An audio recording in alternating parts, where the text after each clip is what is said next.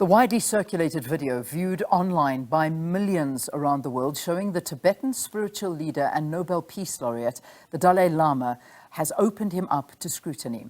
The video was captured in February at a public event held in northern India, and it shows the spiritual leader kissing a young boy on the lips and then asking him to perform what could be considered as an inappropriate act. After an outcry this week, his office released a statement in which he apologized to the boy and his family, as well as his many friends across the world, for the hurt his words may have caused, as he often teases people he meets in an innocent and playful way. He regrets the incident, the statement goes on to say. Well, to talk more about this matter and what some see as a deeper, covert but widespread practice that put a spotlight on sexual abuses happening within the church, we are joined from Cape Town by Reverend June Major, a sexual assault survivor and an ordained priest in the Anglican Church of Southern Africa, and also just making sure that we get the connection sorted out. I'm not sure if it's already now, but from the United States, we've got Elizabeth Good, the founder and chief executive officer of the Foundation United. Ladies, it's an absolute pleasure having you on the program, and welcome to you. Hello. Thank you for having us. Fantastic. All right, Reverend Major, let me begin with you while we sort out Elizabeth's connection. I'm not too sure how it's looking there. What was your reaction when you saw that video? I mean, I know every one of us have had different reactions, but I'd like to begin there. What is your reaction, and especially with your passion to protect abuse victims within the church? I was actually livid when I saw, good morning, thank you for having me. I was quite livid when I saw it, and when we hear adults laughing in the background and just making it to be something that is just by the way, and this is how the Dalai Lama just jokes around and teases. The fact that he kisses the child on the lips and then tells the child to suck his tongue, while in South African law, if you suck the child's tongue, it's called rape. Any kind of penetration is called rape. So as far as I was concerned, the Dalai Lama should be stripped of his position. He should be arrested and charges brought against him. So this is unacceptable. And for people in positions of power, which are supposed to be safe spaces, like churches, where you feel that that's a place of refuge, to then do this and publicly, and there is no outcry. Mm-hmm. Elizabeth, let's get your reaction. What was the immediate thought after watching the video, especially for someone like you who's been working with survivors of abuse in the church? You know, I think it's story old as time. To me, I'm just surprised how it's coming out more. I feel like where it was hidden, now everyone's getting a little bit looser. You know, the allegations and the things that we're seeing, they're coming out more forthright. I've heard over the last 2 decades more stories about abuse happening in the church and under spiritual leaders, and that the child is just not heard, and how a parent will say, oh, you just need to go back. You need more Bible study. You need more piano lessons. And they're not picking up on the cues from their child that I don't want to go back. A child doesn't know how to say why they don't want to go back, but they're not paying attention when they share, I don't want to go back. And just seeing the grooming and seeing the outwardness of everything now, I think we're reaching new levels because so much has gotten normalized in every culture. It's just becoming something that people turn a blind eye to, and, oh, this is fine. So to me, I think it was confirmation of what we're entering into, which I think opens the door to solutions, quite honestly. And a great worry, because this incident happened in February already. And, you know, this is something that I think we need to speak about as well, is that this video started surfacing on the weekend, and then, of course, major news agencies picked up on it. And only then was there some form of a statement or comment that came from the Dalai Lama. But up until then, nobody had said anything. And that in itself is quite worrying and concerning as well. Let's talk to you about that, Reverend Major. I mean, the silence is deafening, and we know that, but only once it comes out, then suddenly we've got to have some form of a statement. And what did you make of the statement? Well, yes, the silencing is deafening, and that is happening in most churches, religious institutions, when it is abuse of religious leaders. His apology wasn't much of an apology either, because he addresses his words that may have hurt the family, the boys, and his followers may have hurt. And it's the words, not his actions. He does not address his actions. He does not take responsibility for his actions. And the fact that there had to first be an outcry before he actually spoke up and apologized. And as you rightfully said, it happened February month. So why wait so long? Only when there's an outcry do you then apologize. So is that apology genuine?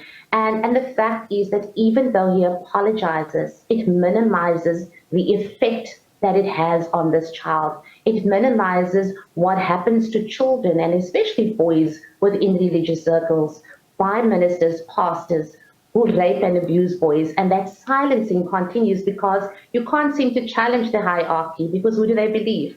They prefer to believe the perpetrator instead of the victim. So that wasn't much of an apology. And as far as I'm concerned, it's not the apology. Action needs to be taken against the Dalai Lama. Yeah. And I mean, you know, there's been a lot of explaining away and just saying, you know, he's always very playful, Yeah. and this is just the way that he has fun with people. But Elizabeth, let me ask you this. I mean, the initial request from the boy and his family was to get a hug from the spiritual leader. Then it led to a kiss on the cheek, then a kiss on the lips, and then the Dalai Lama asking him to suck his tongue. And you actually see this young boy not knowing what to do, but leaning his forehead forward, and just it was a very uncomfortable moment. I mean, I felt that way. That's my personal feelings, and people have got their own ways. But when we talk about the respect to children's privacy and their boundaries, is there enough given? And the bottom line is, I mean, you work with survivors of this kind of sexual assault, and I'm calling it sexual assault. I don't know if I'm correct in saying that. I mean, perhaps you can correct me here. But how often is this happening? And is this in fact assault? You know what? Anything that makes you uncomfortable is abuse. Even now they're saying things online are abuse. I mean, we are entering an era where we're actually naming it for the first time. Any situation, an adult leering at a child feeling uncomfortable because of the way someone looks at them makes them feel, even if it's slight touch on their body and they're like, I don't really want to be touched. It's all crossing boundaries. And I think the two different dynamics at play here are the power and control, and, the power dynamic, especially when it's a religious leader. We see this again and again, whether it's, political or high level, but especially in religion, there's just this sense of respect, and nobody's going to say anything, and that must not have happened. And what we do know is it's generational abuse, it's generational secrets, generational patterns of staying silent. And then with children now, they're saying the gaslighting, and gaslighting is when feelings aren't acknowledged. To say, oh, I was just playing, that does not acknowledge a child's feeling. It actually makes them more confused, because a physical boundary being violated is extremely confusing to a child.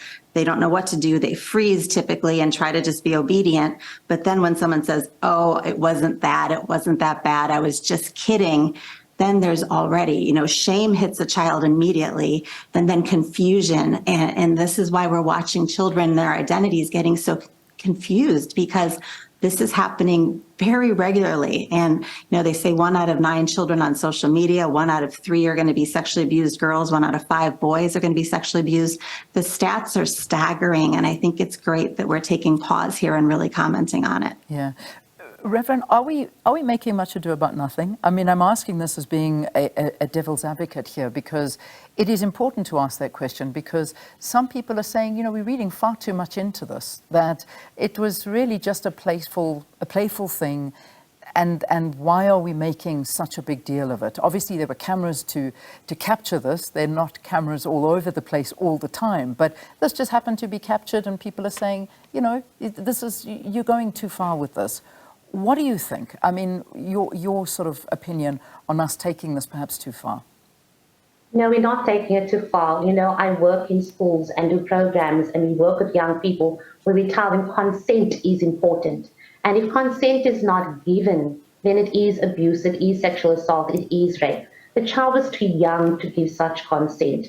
It is quite clear, even when he hugged the child towards the end, it was a lengthy, prolonged hug. And you can see on 2 occasions the child tried to pull away. The child was quite uncomfortable. And if we are making this the norm, that we just overlook it, then you're basically telling perpetrators it's okay to do that because that is part of grooming. That's how they groom our children.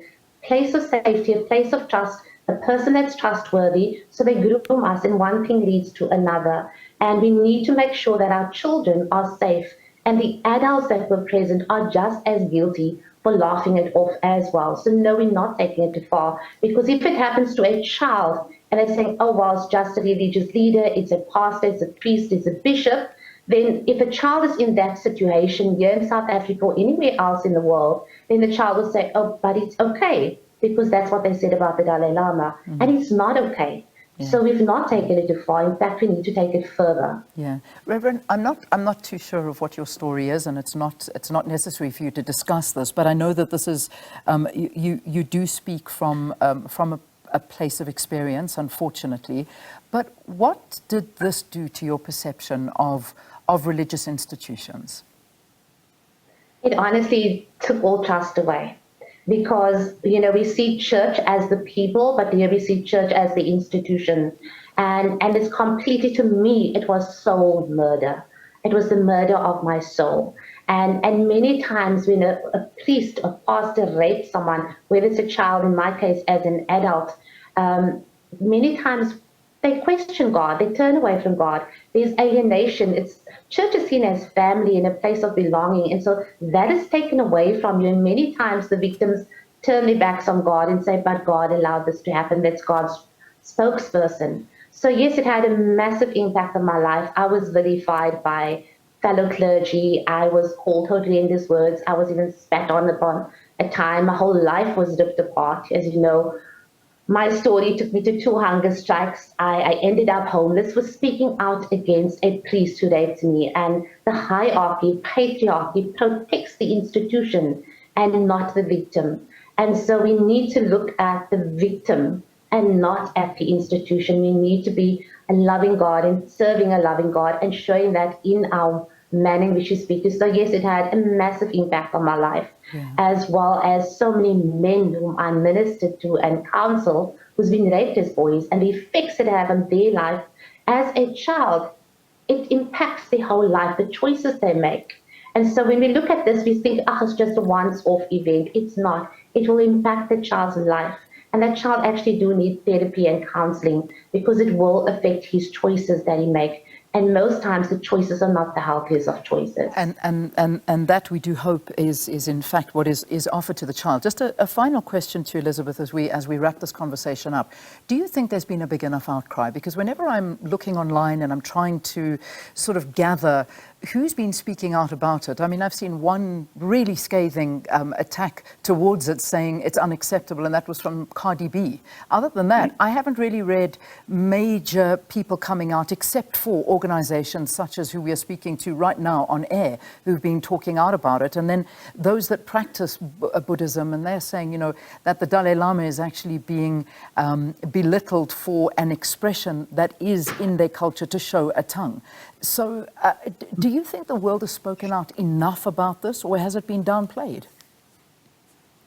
You know what I have found on my decades of working with abuse survivors and being an abuse survivor myself, most abuse happens in childhood, and the stats tell us that most people don't speak about their own abuse until 53 years old. That's my age now. So I think we have a world that hasn't dealt with their own abuse. We have a world that doesn't know how to speak to it. When they see it, they get silenced. I think that we have generational silence, generational not dealing with anything, generational let's just put this under the rug because this makes me uncomfortable because I haven't gone there in my own life. And I think that is what we're just starting to see a bit of a turn away from. I think there's more people outraged than are voicing it because people are so afraid of this cancel culture. And if you speak out about anything today, you're going to get just lambasted and labeled something. But I think the truth is, as mothers, as women, as fathers, you know, looking at our little boys, we need to speak out. Everything that we create at the foundation, the thing for schools is called Speak Up. It's the curriculum teaching people to have a voice, but we go in there and look at the teachers because it's the teachers and the adults that have a problem speaking up. The child might come forward, but they're not validated. And the stats also tell us that only 4% of children will make something up. This is their reality. Yeah. And so there has to be a huge shift in culture if we want to change, because we are going down a path, not only the same path, but it's getting exponentially worse, the grooming, because of everything happening with the online component. I have to leave it there. Thank you, both of you, for this conversation. Reverend June Major talking to us, as well as Elizabeth, who is also talking to us from the United States. Elizabeth Good, founder and chief executive officer of the Foundation United. Quick break. We've got to say goodbye after this.